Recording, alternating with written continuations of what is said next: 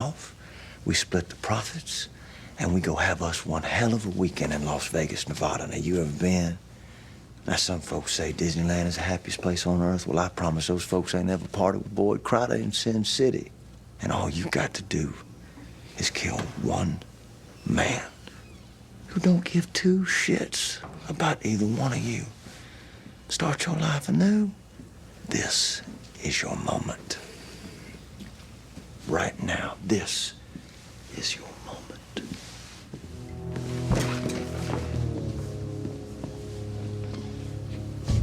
¿Qué? He says we kill you, he'll give us the dope, make us his cómplices. Quite an offer. Anything else? Take us to Vegas. Some drinking, some gambling, and then you all screw? You know what your problem is, Alberto? You just don't know how to talk to people.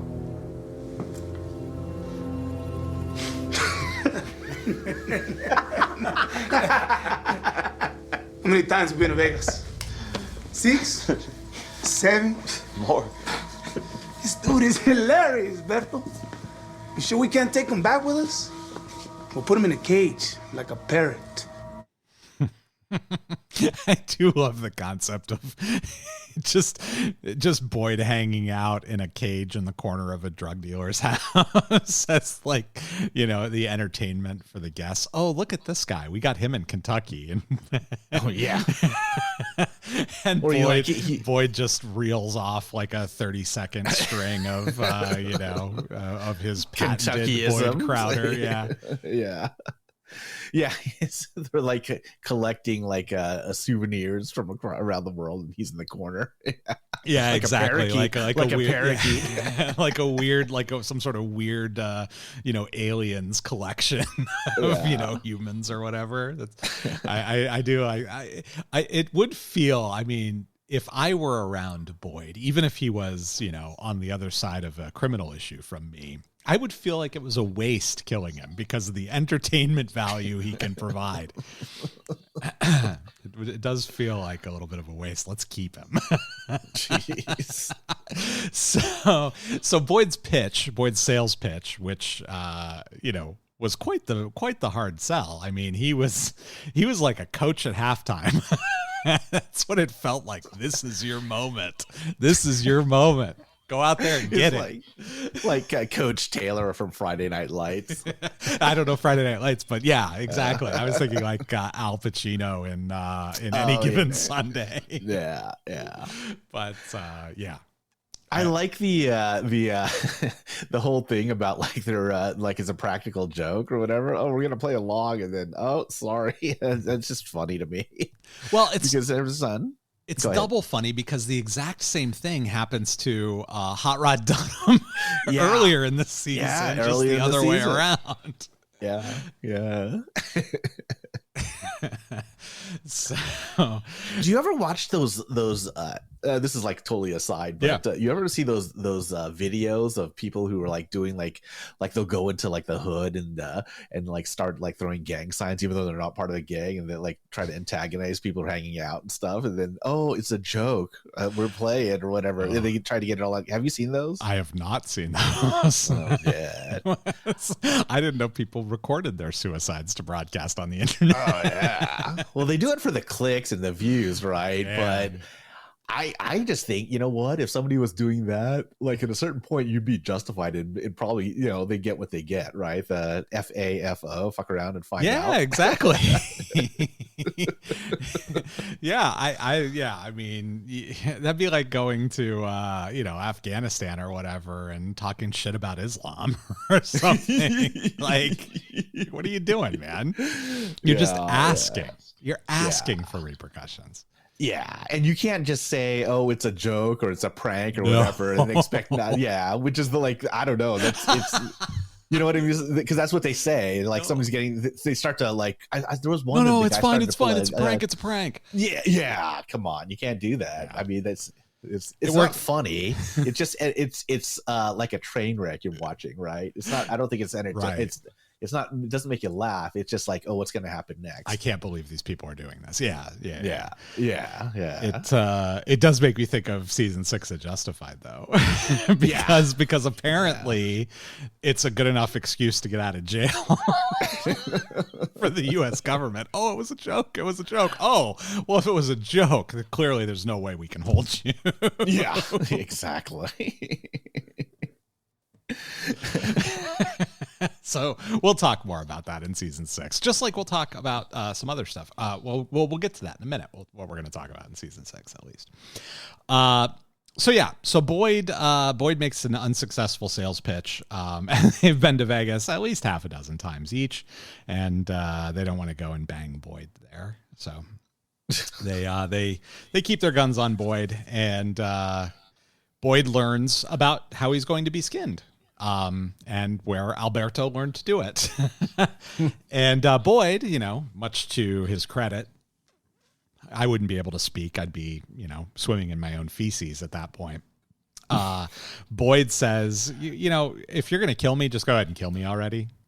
Because I am really tired of listening to you talk.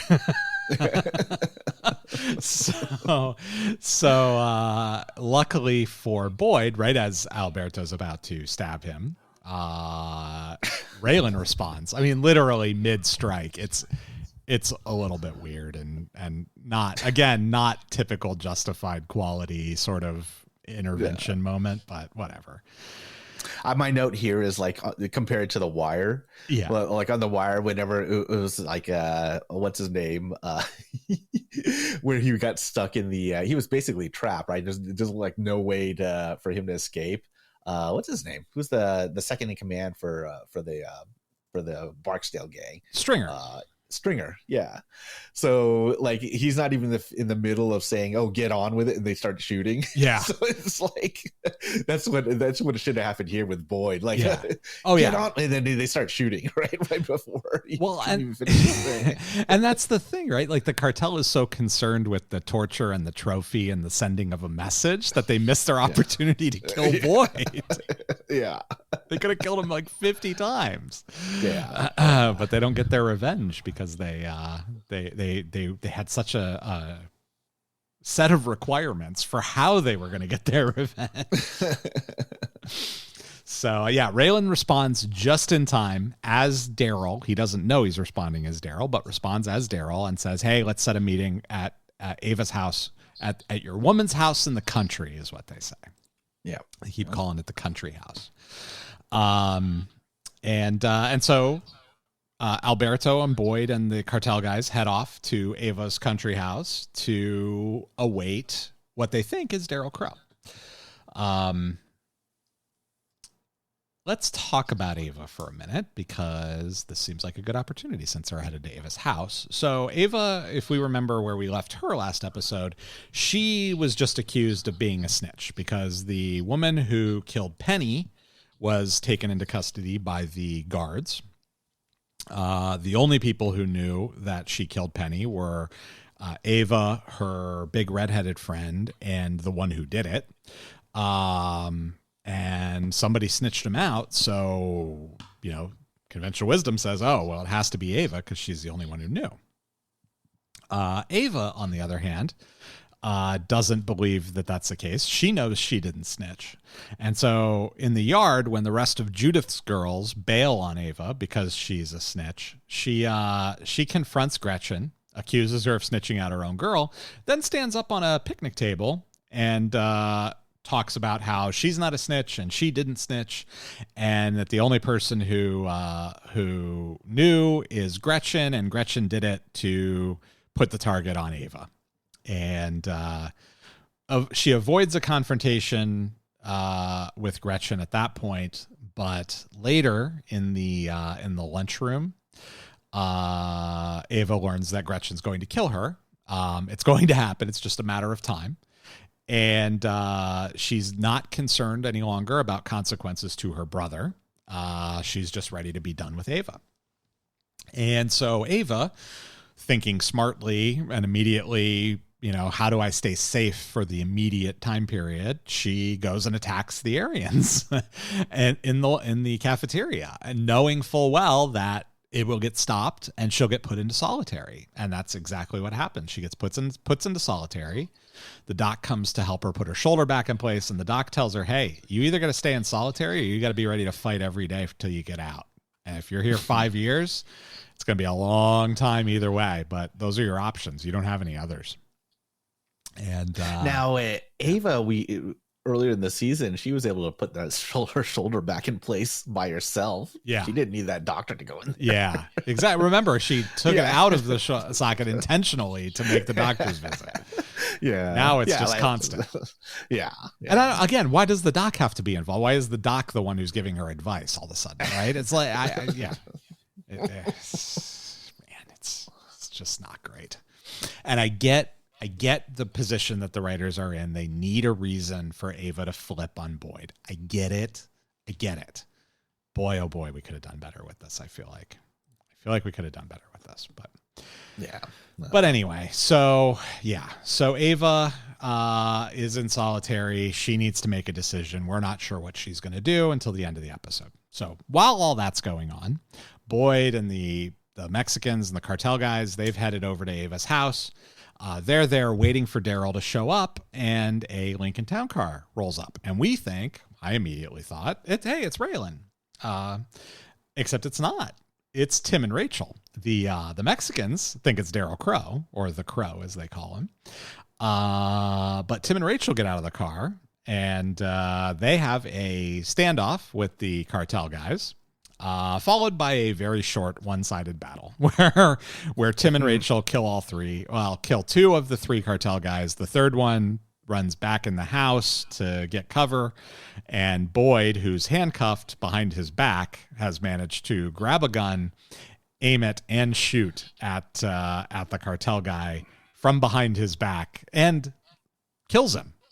Lethal shots from behind his back, looking over his shoulder with the gun upside down. So was he trying to get in there to shoot Boyd? I think so, to get in there to shoot Boyd and to potentially get some additional cover from the